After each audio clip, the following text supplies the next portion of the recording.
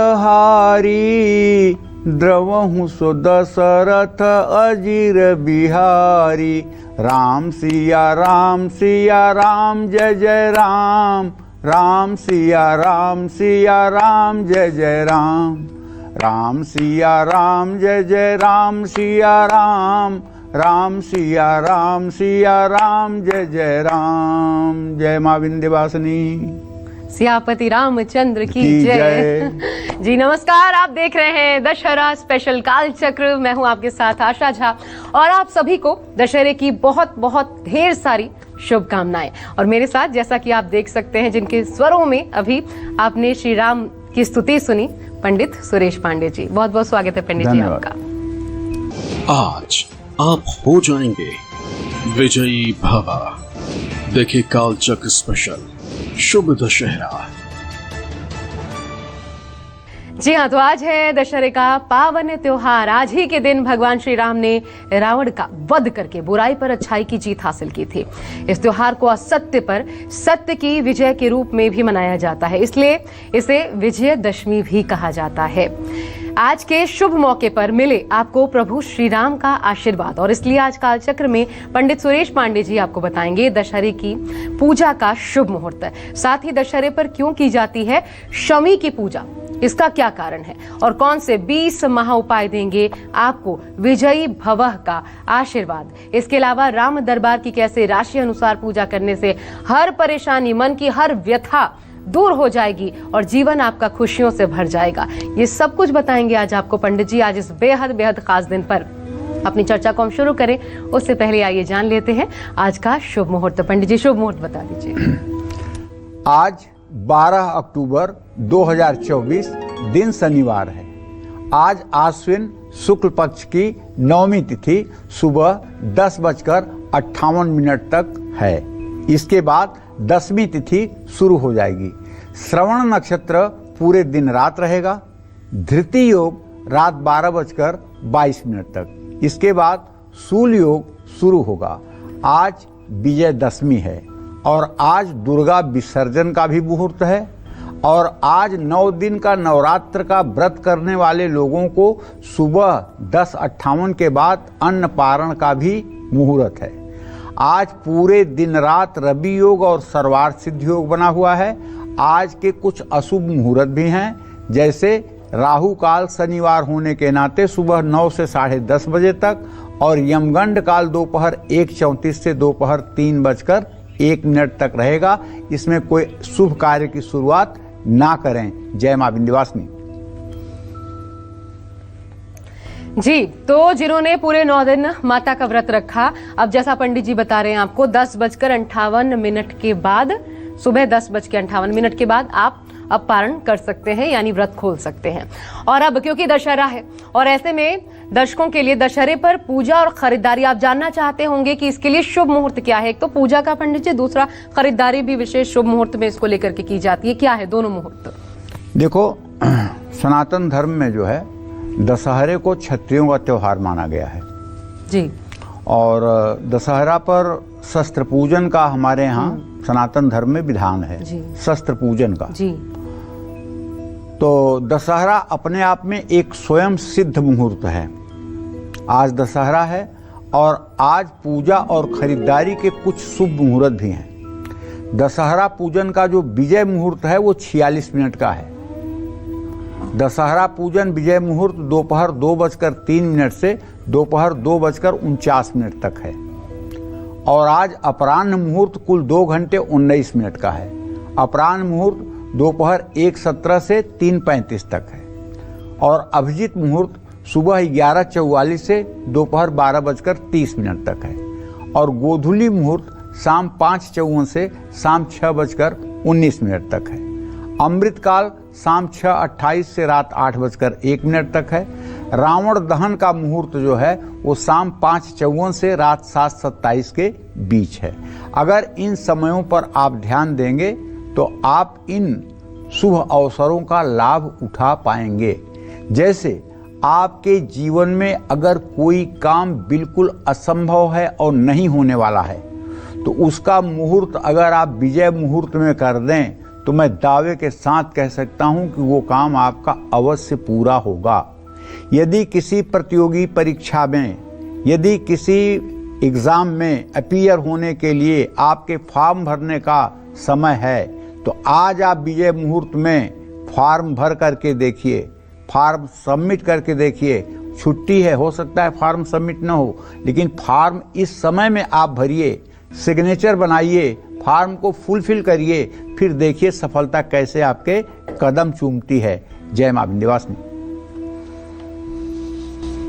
तब तो पंडित जी व्यवसाय शुरू करने के लिए भी बहुत बेहतर दिन, बहुत बढ़िया है। व्यवसाय शुरू करने के लिए बहुत उत्तम मुहूर्त है। और अगर आपका कोई घर है जो डिस्प्यूटेड है और आप वहाँ घर नहीं बना पा रहे हैं, जब आप बनाना चाहते हैं कोई न कोई बड़ा विघ्न उपस्थित हो जाता है, तो इस विजय मुहूर्त में आप शुभारंभ करके देखिए, दुनिया की कोई ताकत ना रोक पाएगी आपको। लेकिन कई बार होता है ना पंडित जी कि आपकी कुंडली के हिसाब से वो व्यवसाय सटीक ना बैठता हो और तब आप उस ऐसे किसी व्यवसाय की शुरुआत कर रहे हैं, तब ऐसा तो होता है। तो ये तो पहले ही ज्योतिषी से समझ लेना चाहिए ना कि हमारे लिए कौन सा व्यवसाय अनुकूल है, कौन सा प्रतिकूल है। जो ग्रह हमारे मतलब कि फेवर में हो, चंद्रमा से दशम स्थान को देखना चाहिए, लग्न से दशम स्थान को देखना चाहिए, उस दशम स्थान को कौन सा ग्रह प्रभावित कर रहा है, उसके अनुरूप कार्य व्यवसाय शुरू करना चाहिए, उसके अनुरूप काम करना चाहिए। तो ये तो पहले से ही निर्धारण होना चाहिए ना। जैसे आपको अगर कलकत्ता जाना है तो पहले मन तो कलकत्ता जाने के लिए निश्चित करिए, तब आपको पता लगेगा ना किस प्लेटफार्म पर से कौन सी ट्रेन मिलेगी। बिल्कुल सही कहा आपने, पहले से सोच समझ कर पहले अगर आप लक्ष्य तो निर्धारित करिए। बिल्कुल, अगर आप शुरुआत करना चाहते हैं तो पहले से सोच समझकर शुरुआत करते हैं तो विजय मुहूर्त में आपको विजय की प्राप्ति होती है। और अब हमारे शास्त्रों में दशहरे का क्या महत्व है, क्यों इस दिन शमी की पूजा, सरस्वती पूजा, शास्त्र पूजा, ये तमाम विधान क्यों है पंडित जी? महत्व शास्त्र के हिसाब से क्या कहते हैं इसको लेकर? देखो, ऐसा है, दसों दिशाओं को जीतने या हर लेने के कारण ही इसे दशहरा कहा जाता है। श्रवण नक्षत्र और 10वीं तिथि का आरंभ शुभ मुहूर्त माना जाता है। इस दिन शमी का पूजन, नीलकंठ एक पंछी होता है जो विजयदशमी के दिन जरूर दिखता है, और जिसको दिख जाए समझ लीजिए कि उसका पूरा साल मंगलमय होने वाला है। नीलकंठ नाम का एक पंछी होता है, तोते के जितना बड़ा ही होता है। अब इधर जब से गांव में हम नहीं रहते हैं, दिल्ली में तो नहीं आज तक मैंने देखा, तो कुछ लोग क्या करते हैं कि व्हाट्सएप पे ही नीलकंठ की फोटो भेज देते हैं और नीलकंठ की फोटो देखने को मिल जाती है। पहले जब गांव में रहते थे और गांव में मेला देखने जाते थे, तो गांव में कहीं न कहीं नीलकंठ मेला देखते जाते समय दिखाई ही दे जाते थे। और बचपन में बड़ी बात, अरे हो देखो नीलकंठ नीलकंठ नीलकंठ, सब चिल्लाने लगते थे नीलकंठ देखने। इतनी खुशी। तो नीलकंठ का दर्शन अद्भुत। इस दिन सरस्वती का पूजा और शस्त्र पूजन का भी विधान है। आज के दिन ही भगवान श्री राम ने रावण का वध किया था, इसलिए इसे विजयदशमी भी कहा जाता है। एक बार पार्वती जी ने दशहरे के पर्व के फल के बारे में भगवान देवाधिदेव महादेव से प्रश्न किया था। तब शिव जी ने बताया कि शत्रु पर विजय पाने के लिए राजा को श्रवण नक्षत्र में प्रस्थान करना चाहिए। भगवान राम ने इस विजय काल में लंका पर चढ़ाई की थी। इसी दिन पांडव अपना वनवास पूरा करके लौटे थे और शमी के पेड़ पर छिपाए गए अपने हथियार वापस लिए थे। 9 दिनों तक चले युद्ध के बाद माँ दुर्गा ने दशहरे के दिन महिषासुर का अंत किया था। आश्विन शुक्ल पक्ष की 10वीं तिथि में शाम के समय तारा उदय होने पर विजय काल रहता है। ये विजय काल सभी कार्यों को सिद्ध करता है। जय मां विंध्यवासिनी। और क्या आप जानते हैं कि दशहरा एक अबूझ मुहूर्त भी है, और क्या है इसके पीछे का रहस्य? आइए अब ये जानने की कोशिश करते हैं पंडित जी से। अबूझ मुहूर्त क्या होता है पंडित जी? देखो, अबूझ मुहूर्त ये होता है कि जिस दिन आपको मुहूर्त जानने की जरूरत न हो। अच्छा। और आप बिना मुहूर्त देखे पंचांग में और कोई शुभ काम कर सकें। जैसे हमारे यहाँ एक वैशाख शुक्ल पक्ष की तृतीया आती है, उसको अक्षय तृतीया कहते हैं। अक्षय तृतीया अबूझ मुहूर्त है। उस दिन आप कोई भी काम बिना मुहूर्त देखे कर लीजिए, चाहे वो गृहारंभ हो, चाहे वो विवाह हो, चाहे वो कर्णछेदन हो, चाहे वो मुंडन हो, चाहे जनेऊ संस्कार हो, सारे संस्कार आप कर सकते हैं। इसलिए उसका नाम अबूझ मुहूर्त है। और दूसरा, जिस दिन तुलसी का विवाह होता है कार्तिक शुक्ल पक्ष की एकादशी तिथि पर, उस दिन भी अबूझ मुहूर्त रहता है। उस दिन भी आप अपने सारे कार्य कर सकते हैं। इसी तरह से ये जो मतलब कि दशहरा है, विजयदशमी, इस दिन भी अबूझ मुहूर्त होता है। पूरे दिन है ये मुहूर्त पंडित? हाँ, पूरे दिन ये मुहूर्त होता है। इस दिन भी आप बिना सोचे समझे किसी कार्य को शुरू कर सकते हैं। इसका कोई दोष नहीं लगता है, बल्कि इससे जितना पुण्य मिलना चाहिए वो आपको मिलता है। दशहरा सर्व सिद्धिदायक तिथि है। दशहरे के दिन मांगलिक कार्य करना शुभ होता है। दशमी तिथि मनोवांछित सफलता दिलाती है। दशहरे के दिन शादी से जुड़े महत्वपूर्ण कार्य भी किए जा सकते हैं। इस दिन शादी करना लेकिन निषेध है। दशहरे के दिन से घर या कार्य क्षेत्र का निर्माण कार्य शुरू करना शुभ होता है। दशहरे के दिन गृह प्रवेश, मुंडन, नामकरण, अन्नप्राशन, कान छिदवाना, हवन करवाना, भूमि पूजन शुभ होता है। दशहरे के दिन खरीदारी करना बहुत शुभ होता है। दशहरे पर गाड़ी, संपत्ति, कपड़ा और गहना खरीदना लाभदायक है। दशहरे के दिन किसी ग्रंथ का निर्माण या लोकार्पण करना उत्तम होता है। दशहरे के दिन किसी भी तरह की शपथ ग्रहण करना उत्तम माना गया है। दशहरे के दिन संकल्प लेकर पूजा पाठ शुरू करना भी शुभ है। दशहरा ध्यान योग और आध्यात्मिक गतिविधियों को करने के लिए भी शुभ है। दशहरे के दिन शनि और राहु से संबंधित उपाय करना फायदेमंद होता है। इस दिन मंत्र जप शुरू करना या कोई नया रत्न धारण करना भी शुभ माना जाता है। जय मां विंध्यवासिनी। पंडित जी, एक चीज मैं बहुत बार आपसे सुन चुकी हूँ, आज भी सुन रही हूँ इस खास दिन पर, इसलिए पूछ रही हूँ। ये जो कर्ण छेदन है ये तो सामान्य अब हो गया है, किसी भी दिन लोग करवा लेते हैं, लेकिन आप इसमें भी मुहूर्त का जिक्र करते हैं। ऐसा है कि हमारे यहाँ 16 संस्कार हैं, पुंसवन, सीमंत से लेके गर्भाधान तक, और अंतिम संस्कार मतलब मृत्यु के बाद जो संस्कार होते हैं, कुल 16 संस्कार हैं सनातन धर्म में। 16 संस्कारों में ये 5वां संस्कार है कर्ण छेदन। कान छेदने का मुहूर्त होता है, उसी मुहूर्त में कान छिदवाना चाहिए। और सभी हिंदुओं को सभी सनातन धर्मियों को कान छिदवाना चाहिए। इतना महत्वपूर्ण क्यों है ये? इसलिए है कि ये हमारे यहाँ की परिपाटी है सनातन धर्म की, कान छिदवाना। भगवान राम ने भी कानों में कुंडल पहन रखा था। पुरुष कहाँ कराते हैं आजकल? सब आजकल नहीं, आजकल तो कुछ नहीं कराते हैं। शास्त्रों में लिखा हुआ है 6 से 12 वर्ष के ब्राह्मण बालक का, 8 से 16 वर्ष तक क्षत्रिय बालक का, 10 से 20 वर्ष तक वैश्य बालक का यज्ञोपवीत जनेऊ हो जाना चाहिए। कहाँ करवा रहे हैं लोग जनेऊ? कह रहे हैं हमारे यहाँ शादी में होता है। शादी में होने का मतलब कि 30 साल के लड़के का जनेऊ होगा और 2 घंटे बाद वो गृहस्थ जीवन में चला जाएगा, ब्रह्मचर्य आश्रम ही खत्म हो गया। आज की बात मत करो, शास्त्र की बात करो। शास्त्र क्या कहता है उसको देखो। शास्त्र कहता है 6 वर्ष से 12 वर्ष के बीच में जो ब्राह्मण बालक हैं उनका जनेऊ हो जाना चाहिए, और तब वो गायत्री की दीक्षा के लायक होते हैं, तब वो गायत्री करने के लायक होते हैं। तो ये सब चीजें हैं जिसे हमारे शास्त्रों में जो उल्लिखित हैं वो नहीं कर रहे हैं। नहीं करना। ये तो पंडित जी महिलाएं तो श्रृंगार के लिए, क्योंकि कुंडल पहनना है, तो उस लिहाज से पुरुष। भगवान के कुंडल की कितनी प्रशंसा की गई है शास्त्रों में। श्री राम के कुंडल की कितनी प्रशंसा की गई है, कृष्ण के कुंडल की कितनी प्रशंसा की गई है, जिसकी कोई सीमा है।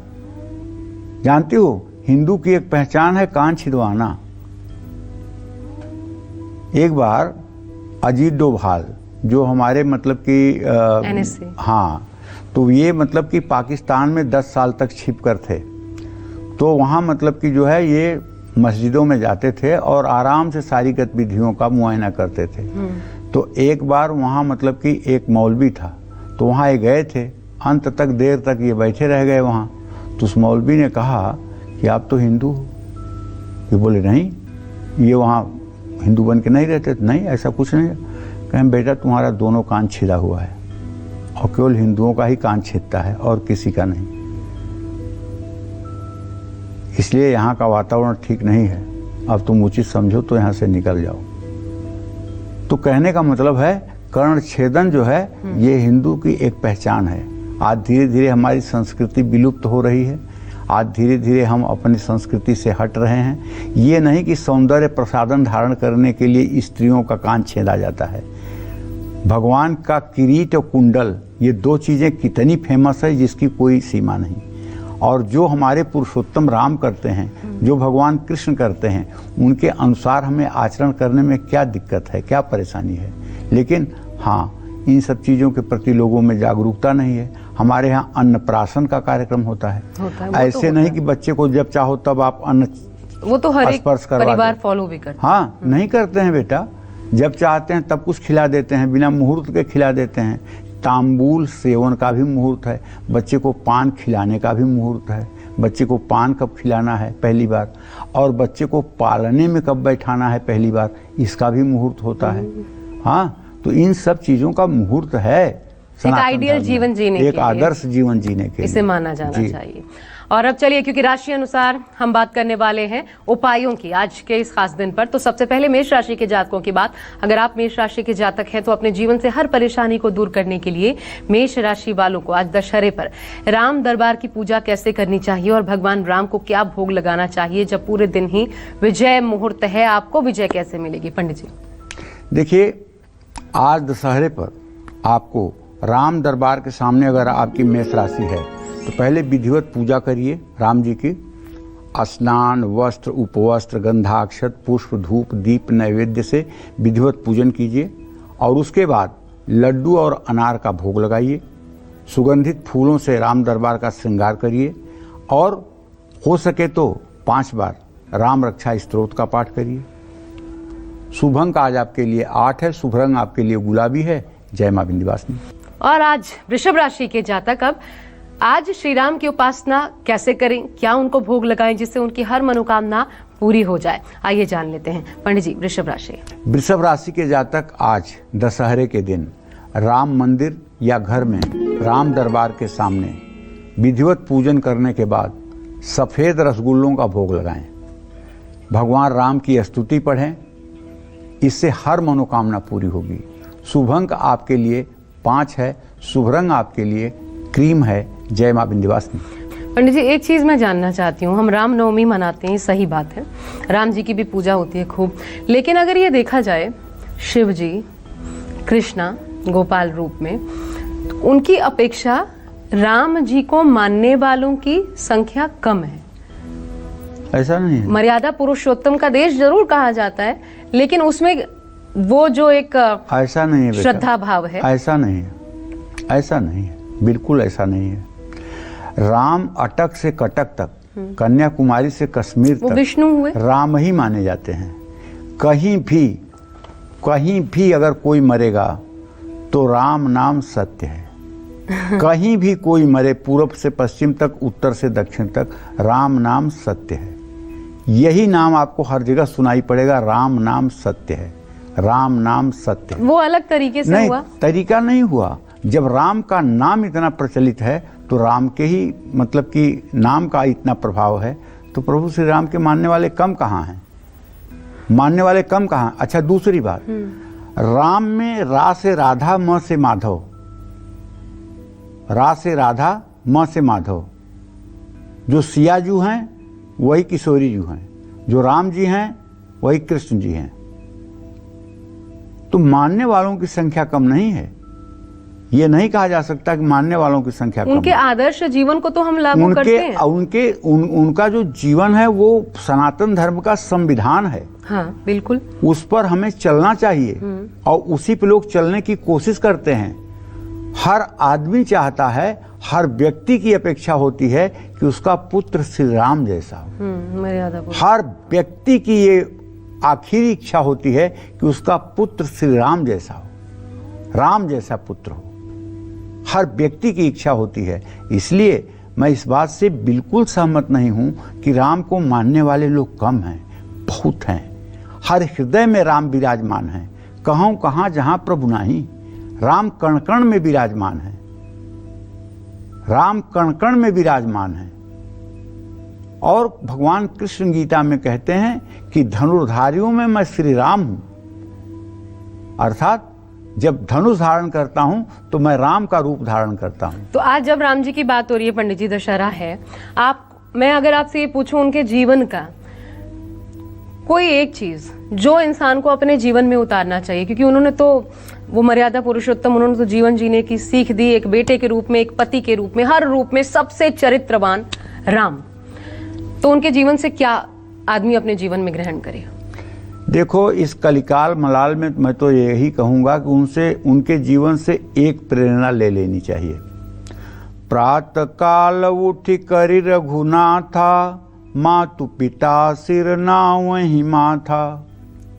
सुबह सुबह उठ करके माता पिता के श्री चरणों में साष्टांग प्रणाम करना चाहिए और माता पिता को अपने प्राणों की तरह रखना चाहिए। प्रातः काल उठ करि रघुनाथा, मातु पिता गुरु नावहि माथा। अगर इतना ही संस्कार हो जाए, माता पिता के प्रति व्यक्ति समर्पित हो जाए, तो गोस्वामी जी लिखते हैं, चारि पदार्थ करतल ताके, प्रिय पितु मातु प्राण समझा के। धर्म अर्थ काम मोक्ष, ये चारों पुरुषार्थ उसी के हाथ में होते हैं जो अपने माता और पिता को प्राणों के समान मानते हैं। माता पिता साक्षात देव हैं, माता पिता साक्षात देव हैं। माता पिता के प्रति अनन्य श्रद्धा करने वाला और माता पिता को प्राण के समान समझने वाला व्यक्ति इस त्रिलोकी में कभी दुखी नहीं हो सकता है और भगवान का संपूर्ण आशीर्वाद ऐसे व्यक्ति के ऊपर बरसता है, इसमें कोई दो राय नहीं है। तो प्रभु श्री राम के अगर इसी एक चीज का अनुगमन कर लिया जाए तो बस, और दूसरे अनुगमन की तो जरूरत ही क्या है। पंडित जी, तो फिर मैं चाहती हूँ, जब आप उनका इतना महात्म्य बता रहे हैं, तो अच्युताष्टक जो है श्री राम के बारे में ही कहा गया है और श्री कृष्ण जी, तो वो अगर आप आज हमारे दर्शकों को, इससे शुभ दिन नहीं होगा वो सुनने के लिए आपके मुखारबिंदु से। ठीक बात है। अच्युतम केशवम राम नारायणम, कृष्ण दामोदरम वासुदेवम हरिम, श्रीधरम माधवम गोपिका वल्लभम, जानकी नायकम रामचंद्रम भजे। अच्युतम केशवम सत्यभा माधवम, माधवम श्रीधरम राधिका राधितम, इंदिरा मंदिरम चेतसा सुंदरम, देवकी नंदनम नंदजम संदधे। विष्णवे जिष्णवे शंखिने चक्रिणे, रुक्मिणी रागिणे जानकी जानये, वल्लभी वल्लभाया चिता आत्मने, कंस विध्वंसिने बंसिने ते नमः। कृष्ण गोविंद हे राम नारायण, श्रीपते वासुदेवाजित श्रीनिधे, अच्युतानंत हे माधवाधोक्षज, द्वारका नायक द्रौपदी रक्षक। राक्षस क्षोभितो सीतया सेवितो, दंड कारण्य भूपुण्यता कारण, लक्ष्मणेनान्वितौ वानरौ सेवितौ, अगस्त संपूजितौ राघव पातु माम्। धेनुकारिष्ट कानिष्ट कृद्वेषिहा, केशिहा कंस हृदवंशिका वादक, पूतना कोपक सूरजा खेलनो, बाल गोपालक पातु मम सर्वदा। विद्युदुद्धो तवत् प्रस्फुरत् वाससं, प्राविडम्भोदव प्रोलसद् विग्रहं, वन्ययामालया शोभितोरस्थलं, लोहिताग्रिद्वयं वारिजाक्षं भजे। कुञ्चितै कुन्तलै भ्राजमानाननं, रत्नमौलिं लसत्कुण्डलं गण्डयो, हारकेयूरकं कङ्कणं प्रोज्वलं, किङ्किणी मंजुलम मंजुलम मातनोति। ये अच्युताष्टक है और इसमें भगवान श्री कृष्ण और राम की आराधना की गई है। और जो लोग नित्य अपने घरों में अच्युताष्टक का भाव विभोर होकर के पाठ करते हैं, उनके ऊपर संपूर्ण रूप से परम ब्रह्म परमेश्वर प्रभु श्री राम और कृष्ण की कृपा बरसती है और ऐसे लोग निश्चित रूप से भक्ति के मार्ग में आगे बढ़ते हैं। जय मां विंध्यवासिनी। और अब चलिए आगे बढ़ते हैं। और क्यों होती है दशहरे पर शमी के पेड़ की पूजा, क्या है इसके पीछे की पौराणिक कथा, आइए ये जान लेते हैं। पंडित जी, शमी का पेड़, उसके बारे में भी जरा बताइए। शमी का पेड़ क्या होता है, कैसा होता है? मुझे लगता है अब तो लोगों को ज्यादा पता भी नहीं। शमी एक वृक्ष है जिसकी पत्तियां बबूल के पत्तियों की तरह होती हैं। उसमें भी कांटे होते हैं, जैसे बबूल में कांटे होते हैं वैसे उसमें भी कांटे होते हैं, लेकिन उसके कांटे बबूल के कांटे में एक अंतर है। उसका जो कांटा निकलता है बाद में उस कांटे के अग्रभाग से उसकी शाखा निकलती है। अच्छा। और वो कांटा खत्म हो जाता है, शाखा के रूप में परिवर्तित हो जाता है। बबूल में जो कांटा निकलता है वो कांटा ही रहता है। शमी का पौधा ये शनि ग्रह का प्रतिनिधित्व करता है। अच्छा। इसलिए शमी की पत्तियां, शमी के पुष्प सनातन धर्म में पूजा पाठ में बहुत आदरणीय और बहुत सम्मानित है। इसके बारे में हमारे शास्त्रों में लिखा गया है, शमी समयते पापम शमी शत्रु विनाशिनी अर्जुनस्य धनुर्धारी रामस्य प्रियदर्शिनी करिष्यमाण यात्रायाम यथा कालम सुखम मया तत्र निर्विघ्न कर्तृत्वम भव श्री राम पूजिता। इस मंत्र का अर्थ ये है कि हे शमी, आप पापों का क्षय करने वाले, दुश्मनों को पराजित करने वाले हैं। आप अर्जुन का धनुष धारण करने वाले और श्री राम को प्रिय हैं। जिस तरह श्री राम ने आपकी पूजा की, मैं भी करता हूँ। मेरी विजय के रास्ते में आने वाली सभी बाधाओं को दूर करके उसे सुखमय बना दीजिए। माना जाता है कि दशहरे के दिन कुबेर ने राजा रघु को सोने की मुद्रा देते हुए शमी के पत्तों को सोना बनाया था। तभी से शमी का सोना देने वाला पेड़ माना जाता है। ये भी कहा जाता है कि श्री राम ने रावण से युद्ध करने से पहले शमी वृक्ष की पूजा की थी और अर्जुन को महाभारत में अस्त्र शस्त्र शमी ने धारण कराए थे, ऐसी शास्त्रों की मान्यता है। शमी पाप की शामक है। शमी का पेड़ तेजस्विता और दृढ़ता का प्रतीक है। शमी के पेड़ में अग्नि तत्व की प्रधानता है। शमी का पेड़ किसी भी यात्रा को निर्विघ्न बनाता है। भगवान गणेश को दुर्वा के साथ शमी भी चढ़ाते हैं। आज शमी की पूजा करने से घर में सुख समृद्धि का अस्थायी वास होता है। शमी का पौधा जीवन से नकारात्मक ऊर्जा को दूर करता है। आज शाम के समय शमी के पेड़ के नीचे सरसों के तेल का दिया जलाने से कानूनी मामलों और विरोधियों पर सफलता प्राप्त होती है। शमी के पेड़ की पूजा करने से सेहत और धन की प्राप्ति होती है। दशहरे पर शमी के पूजन के साथ अपराजिता देवी की पूजा का विधान है। शमी के पेड़ के नीचे अपराजिता देवी का पूजन करने से हर मनोकामना पूरी होती है। देवी को अपराजिता रूप किसी ने पराजित न होने वाली माता का मारक रूप है। अपराजिता देवी सभी बुरी शक्तियों को, नकारात्मकता का नाश करती हैं। इस देवी की दशहरे के दिन पूजा करने से जीवन में तरक्की और सफलता मिलती है। जय मां विंध्यवासिनी। तो पंडित जी, इसका मतलब ये हुआ क्या कि शमी और पीपल के पेड़ का महात्म्य एक ही है, ऐसा है? कुछ हद तक आप कह सकते हो। भगवान श्री कृष्ण कहते हैं कि वृक्षों में मैं पीपल हूँ, तो उन्हें वासुदेव का ही रूप माना जाता है। उन्हें वासुदेव का ही रूप माना जाता है। वासुदेव सर्व खलमिदम, मतलब वही सर्वत्र हैं, उनके अलावा कुछ भी नहीं है इस संसार में। तो पीपल का पेड़ तो हमारे यहाँ मतलब कि देव वृक्ष माना जाता है, इसलिए कि भगवान ने अपनी 84 विभूतियों को गीता में बताते हुए उन्होंने कहा है कि वृक्षों में मैं अस्वस्थ अर्थात पीपल हूँ। शमी का वृक्ष जो है वो पाप ताप का नाशक है।